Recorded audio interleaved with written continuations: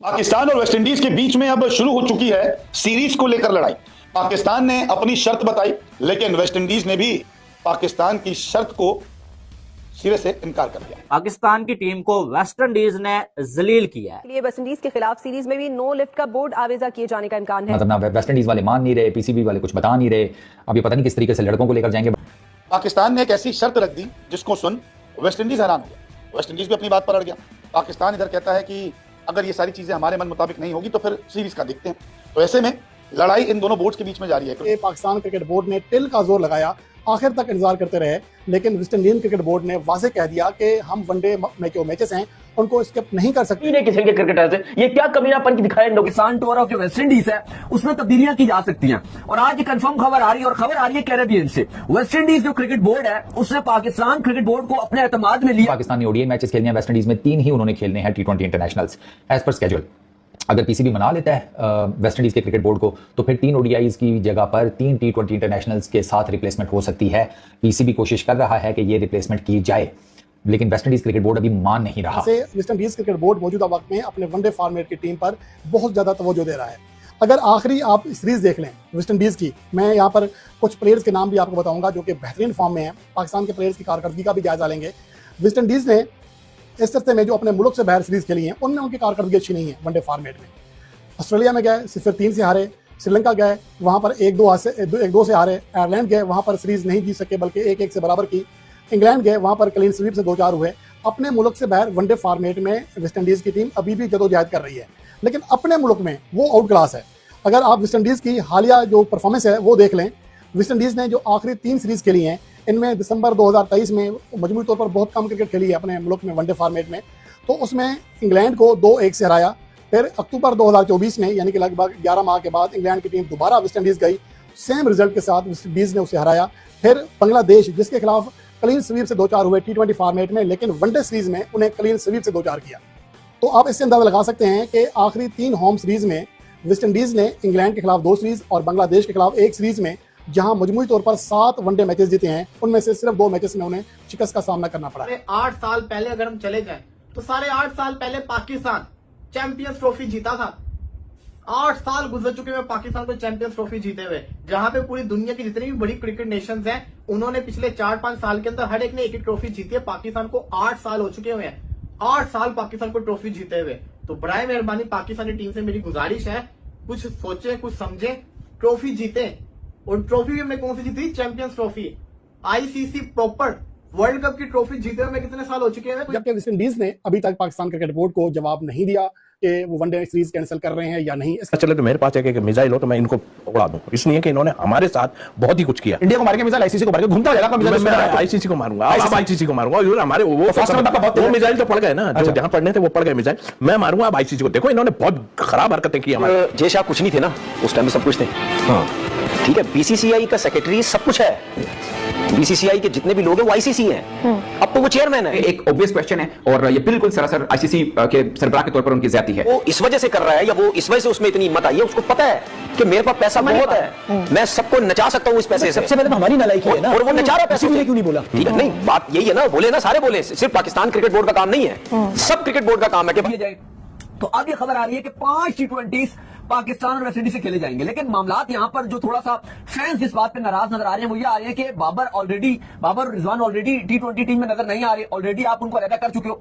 तो फिर इसका मतलब है ये कि पूरे साल अब वो आपको एक्शन में दिखाई नहीं देंगे T20 वर्ल्ड कप तक, क्योंकि अब फिर आपके जो ओडीआईस हैं वो नजर नहीं आ रहे हैं। साउथ अफ्रीका के साथ आपके हैं 3 ओडीआई शेड्यूल्ड है, लेकिन वो भी साल के बिल्कुल आखिर में, तो आपकी तो फिर ओडीआई सीरीज है ही नहीं। तो फिर अब बाबर और रिजवान जो एक्शन में शायद दिखाई ना दे, लेकिन जो आपका पीसीबी और वेस्ट इंडीज क्रिकेट बोर्ड है वो यही चाहता है कि दोनों जो टीम्स हैं पाकिस्तान और वेस्ट इंडीज, उनकी T20 की अच्छी तैयारी होनी चाहिए।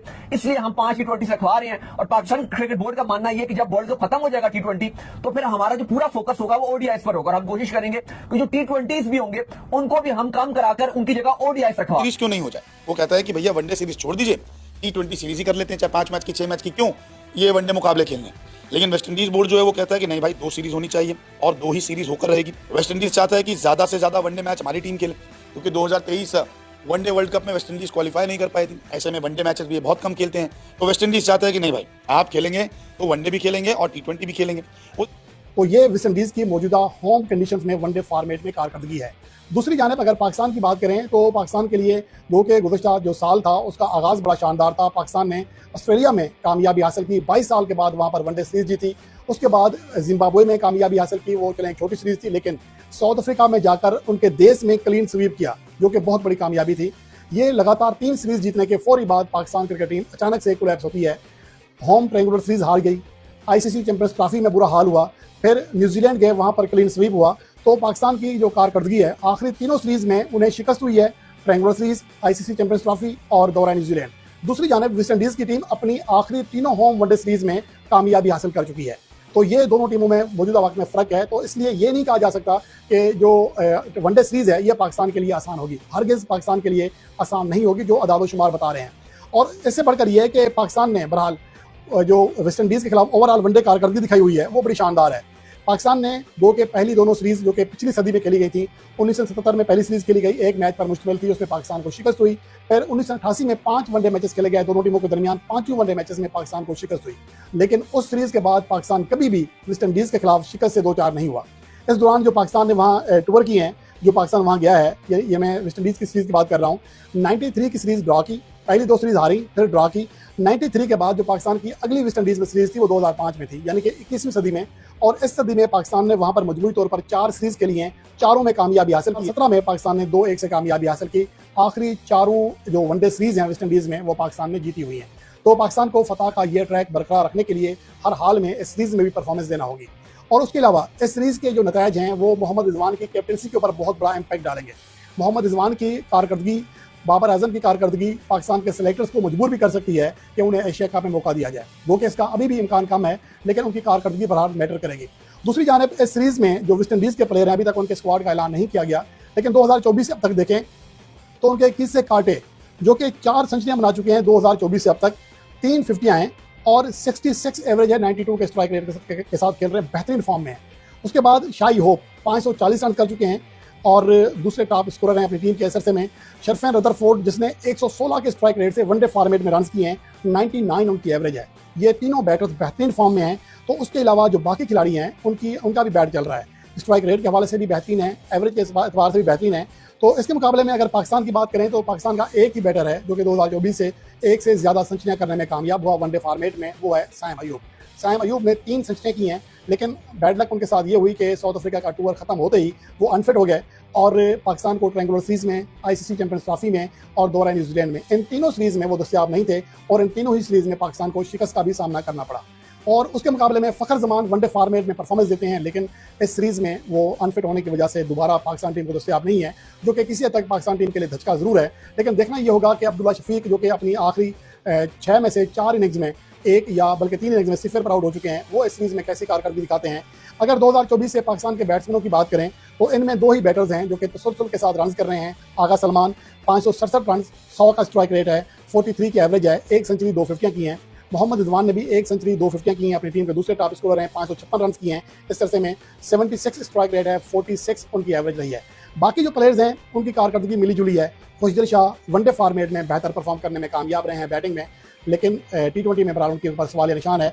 अहम बात यह है कि इस अरसे में कामरान गुलाम ने पाकिस्तान के लिए बेहतर परफॉर्म किया था, लेकिन ना जाने क्यों उन्हें पाकिस्तान की टीम से ड्रॉप कर दिया गया, जिसका बहाना फील्डिंग का बताया गया है, लेकिन ऐसा नहीं है, वजह कुछ और है।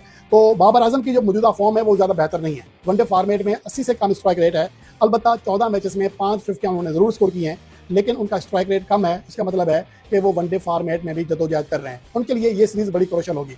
अब देखना यह है कि पाकिस्तान और वेस्ट इंडीज़ के दरमियान 8 अगस्त से शुरू होने वाली ये सीरीज़ पाकिस्तान के प्लेयर्स के लिए कैसी रहती है। क्या पाकिस्तान टीम वेस्ट इंडीज़ के खिलाफ इस सदी में कभी कोई अवे या होम वनडे सीरीज ना हारने की रवायत बरकरार रख सकेगी? इसका जवाब हमें आने वाला। तो यहाँ पर पाकिस्तान चाहता था कि वो जो है वो T20 के मैचेस ज्यादा खेले वेस्ट इंडीज के साथ, लेकिन वेस्ट इंडीज की टीम ने साफ मना कर दिया कि हम ज्यादा T20 मैचेस नहीं खेल सकते, क्योंकि लास्ट टाइम वर्ल्ड कप में जो वेस्ट इंडीज की टीम थी वो क्वालिफाई नहीं कर पाई थी। तो इस बार वेस्ट इंडीज की टीम चाहती है कि हम ज्यादा से ज्यादा वनडे खेलें और इस बार के वर्ल्ड कप के लिए हम क्वालिफाई करें, और पाकिस्तान चाहता है कि हम ज्यादा से ज्यादा T20 मैच खेलें क्योंकि हम T20 वर्ल्ड कप की तैयारी कर रहे हैं। लेकिन वेस्ट इंडीज ने मना किया है और मुझे लगता नहीं है कि वेस्ट इंडीज बोर्ड जो है वो मानने वाला है कि हम जो है वो पाकिस्तान के हिसाब से चलेंगे और पाकिस्तान अगर बोल रहा है कि हम 20 T20 खेले तो हम पाकिस्तान के साथ 20 20 खेलने लग जाएंगे।